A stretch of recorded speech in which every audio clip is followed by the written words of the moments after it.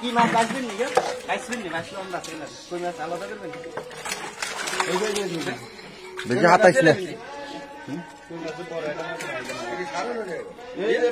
কই মাছ বাঁচিয়ে লাগে এত ভিডিও কেন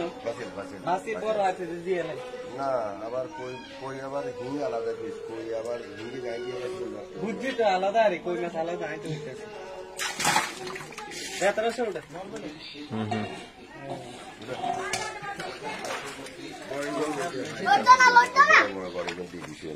বাসি লাগছে বাসি শামু কাকু